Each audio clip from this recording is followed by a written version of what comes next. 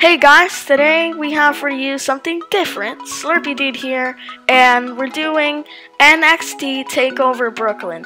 Now, this pay-per-view was super surprising. Props to every single superstar that wrestled in this pay-per-view. Great pay-per-view. One upsetting match. We'll get to there, obviously. Yeah, overall great pay-per-view. Really liked it. I wasn't gonna watch this, but there was so much hype for it. I'm like, okay, I'll watch it. Put a results video on my channel. So the first match was Jushin Liger. I don't know if that's how you pronounce it. Whatever. Jushin Liger versus Tyler Breeze. This match I like to call a mockery match because there was one time that Tyler Breeze was laying on the floor. I mean, not Tyler Breeze. Jushin Liger was laying on the floor. And you know how Tyler Breeze does that thing where he, like, lays on top of the top rope? Not that way. Like, that's kind of inappropriate. He's on top of the top rope, like, come on. Is that all you got? He's, like, the really cocky Tyler Breeze. And then there was a time where Tyler Breeze was on the floor. And then Jushin Liger mocked him and did the same thing. He was like on the top rope and he's like, come on, is that all you got? This was overall a great match. Like I said, a mockery match. There was another time actually when, you know how Tyler Breeze has that selfie stick? Well, Jushin Liger got the selfie stick and started like taking photos of himself on it, taking selfies. So yeah, overall this match was pretty good. It was good for the mockery, but I don't know if for the action it was okay. The winner of this match was Jushin Liger. He performed the running Liger bomb. Is that how it's called? Yeah, and he pinned Tyler. 1, 2, 3. The match was over. I'll give this match 7 or 6 out of 10. I'll say 6.5 out of 10. That's fine.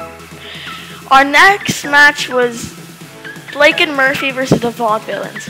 Blake and Murphy had Alexa at their side, and then a special guest came out. The crowd was cheering blue pants, blue pants, blue pants, and blue pants came out to be at the Vaudevillain side. If you don't know who Blue Pants is, Blue Pants was someone that I don't really know who Blue Pants is.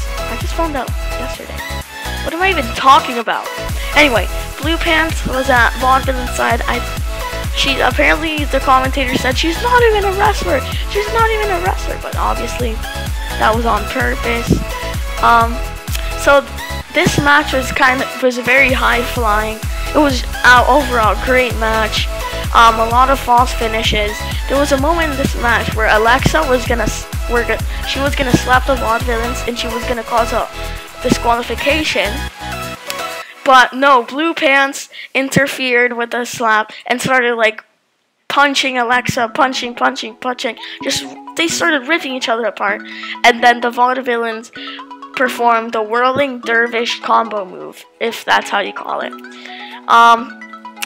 And they won the tag team championships right after that whirling dervish combo move. 1, 2, 3, the Vaudevillains have won it.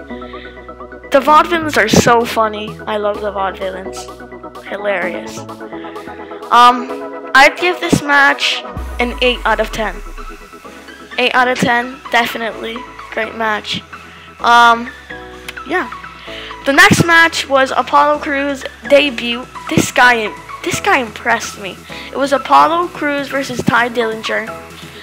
This match was another mockery match. It wasn't that much of a mockery match than Jushin Liger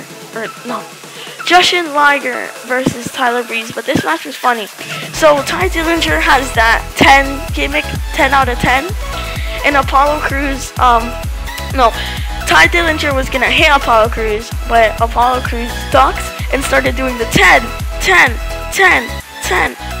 to mock him.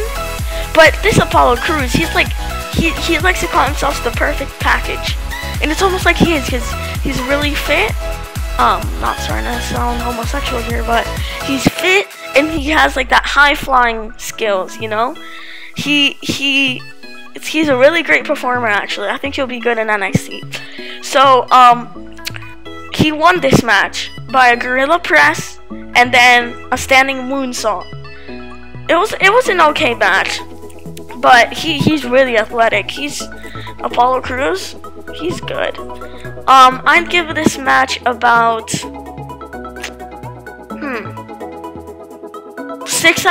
5 out of 10, maybe 5 out of 10. I think 5 out of 10 is good for this match. But yeah, that was a good match. The next match we have is 2 heavyweights, Samoa Joe versus Baron Corbin. These guys, both guys that just want to rip the opponent's heart out. They're just so competitive. They're so strong. They're both heavyweights. This was overall, the commentator said they were gonna rip each other apart.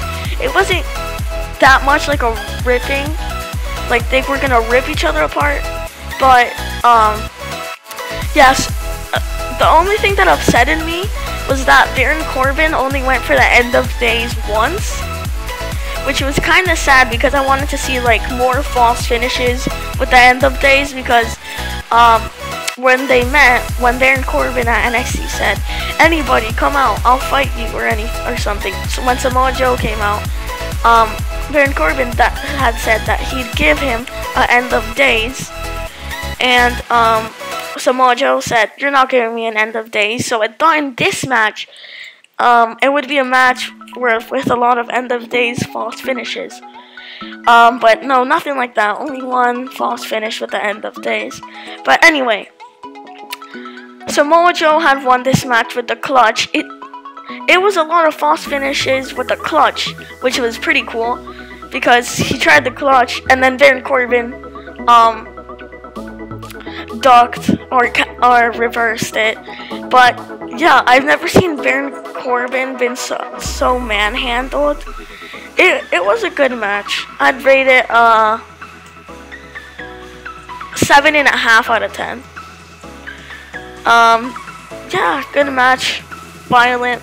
And then right after this, Stephanie McMahon came out and said that there was like 15,089 people out there, and that they wanted a Divas Revolution, and the Divas Revolution came from the NXT, and that she's so happy with NXT, and she introduced Sasha Banks and Bayley. So first out came Bayley with the, what do you call those things that just inflate up and start like dancing? I don't know what you call them, but, and then it was a good entrance by Bayley, but then came the boss.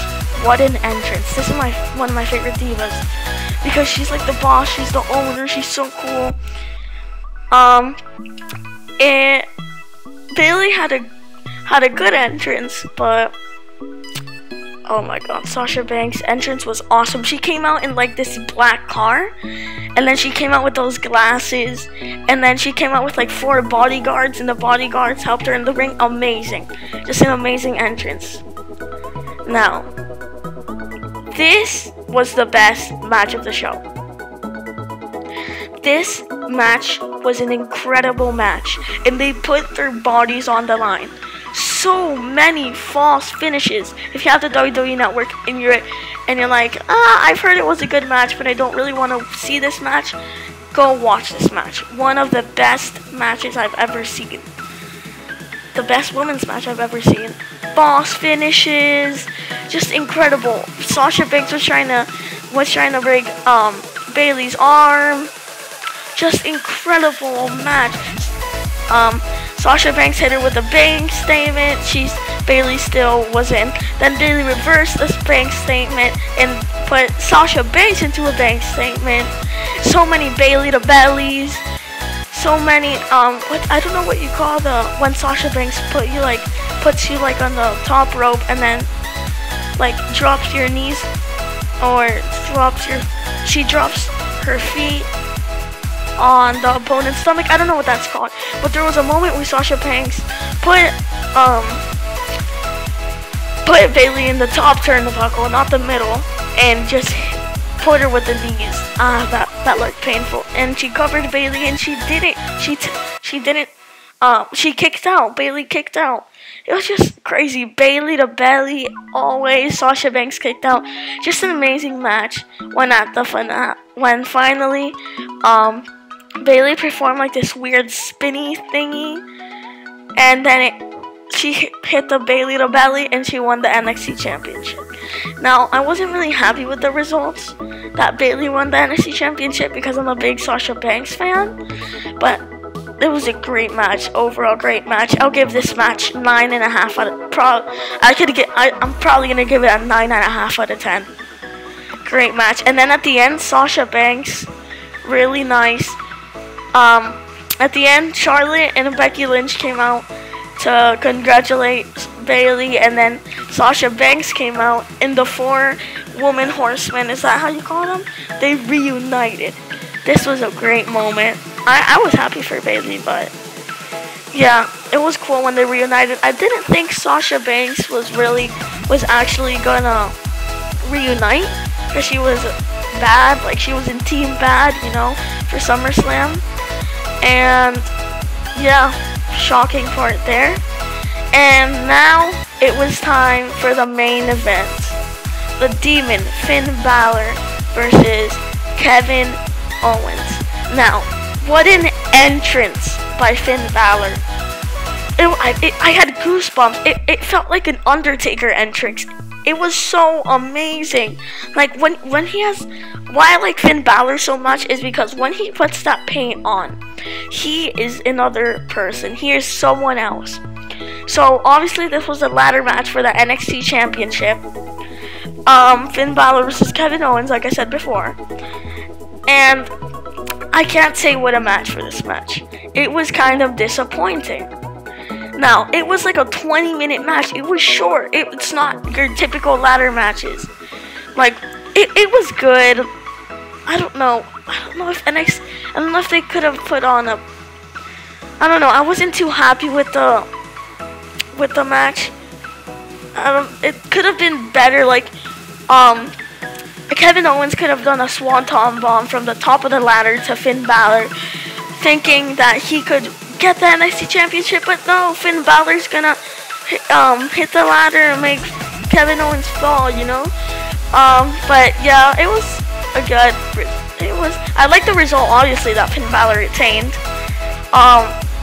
Obviously Finn Balor won by a coup de grace off the top ladder on Kevin Owens. He reached the ladder, and he retained the NXT Championship. But you know what? When he was climbing up that ladder and he retained the championship, he was like grabbing the belt. I'm like, is this really it?